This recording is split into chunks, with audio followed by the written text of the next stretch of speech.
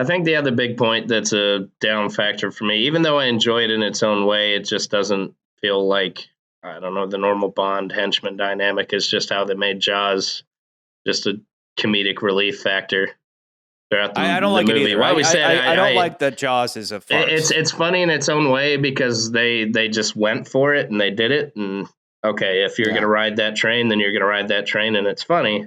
But it's just not what a main henchman should be. From going from Jaws and the previous one, just this oversized, terrifying human being, to just constantly fucking up left and right.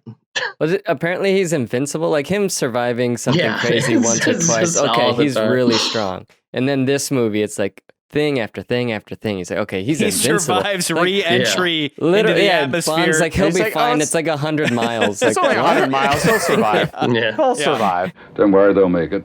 It's only 100 miles to Earth. Colonel Scott reports picking up 2 survivors from the space station.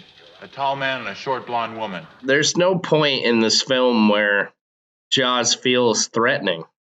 Like the only point to where he got close to doing his biting on that one girl in Rio. Who he should have killed. If he had killed her, that would have changed the movie for me. Any other movie, they would have killed her. And they pull him away, and as powerful as he is, he just goes, F it, I'm just going to start partying. And then just starts... He rips off his pants to reveal a silver thong. And he... You know what's funny is you say that is that when I went back to watch this movie, I honestly thought in my head, I'm like, oh yeah, he kills the girl in the movie. And I'm literally thinking in my head, I'm like, I know the end of the movie, he becomes the good guy, and I think he kills that girl. Why does this movie make him a good guy? And then I forgot, like, oh, they probably changed that because they wanted to make him a good guy. Characters like her always get a death sentence, and they should. Obviously, she was supposed to die there originally because that's the last time we see her in the film. The fact that she was not in the rest of the script is proof of that. He should have killed her and danced with her corpse.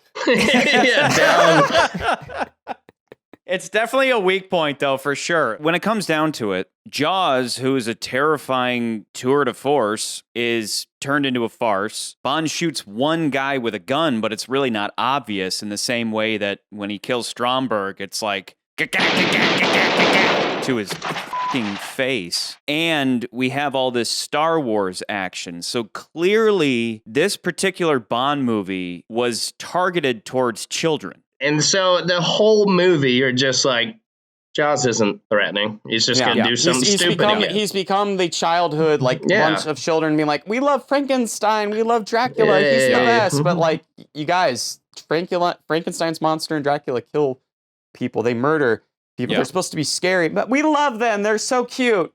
Like Charlie said, it's fun to a point, but that's just, there's no threatening Bond henchman in this whole goddamn thing. You mean wannabe Oddjob isn't terrifying? No, he's not either.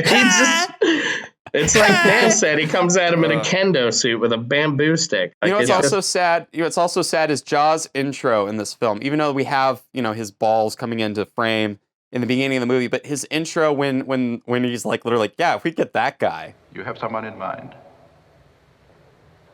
Oh yes, well, if you can get him, of course. And then we cut to him at the airport, and then he comes, and it's the whole scene's played for laughs. It's just like he comes in and he shows his teeth, and you're like, oh, it's Jaws. Great, Jaws is back. I do like how they keep smiling at each other. Yeah.